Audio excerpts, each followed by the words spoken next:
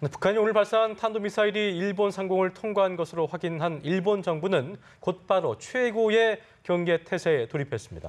일본의 아베 신조 총리는 도널드 트럼프 미 대통령과 긴급 통화를 하고 대북 압력을 한층 높이겠다는 데 뜻을 같이 했습니다. 유엔 안보리도 긴급 소집됐습니다. 취재 기자 연결해 보겠습니다. 김중배 기자. 네, 오늘 새벽 북한이 발사한 탄도미사일이 일본 상공을 통과하자 일본은 홋카이도 등 12개 광역 지방의 자국민들에게 피난 지시를 내리는 등 민감하게 움직였습니다.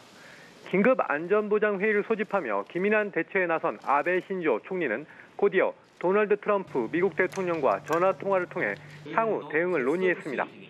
트럼프 대통령은 이 통화에서 일본과 100% 함께 하겠다고 밝혔고 아베 총리도 강력한 압박으로 북한 정책을 변화시키겠다는 의지를 다진 것으로 전해졌습니다.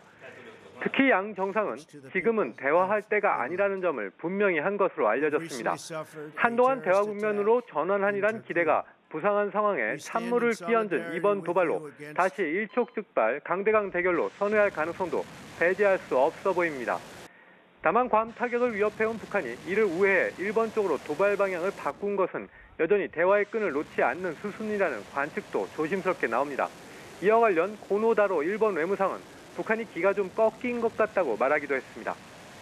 일본이 북한 탄도미사일의 자국 상공 경유 사태를 맞아 피난 지시를 내린 지역은 홋카이도와 아오모리, 이와테, 도치기, 나가노현 등 12곳입니다. NHK는 국민 보호에 관한 정보를 긴급 타전하며 건물과 지하로 피난해달라고 반복해 전했습니다. 아베 총리는 NSC 국가안전보장회의를 주재한 뒤 기자들과 만나 북한의 탄도미사일 발사는 폭거라고 강하게 비판했습니다. 이어 전례 없이 심각하고 중대한 위협으로 지역의 평화와 안전을 현저하게 손상시켰다고 밝혔습니다. 미국과 일본을 포함해 유엔의 안전보장이사회는 뉴욕 현지 시간 29일 긴급 안보리를 소집해 북한의 또 한 차례 도발에 대한 국제사회의 대응 방향을 논의합니다. 지금까지 보도국에서 전해드렸습니다.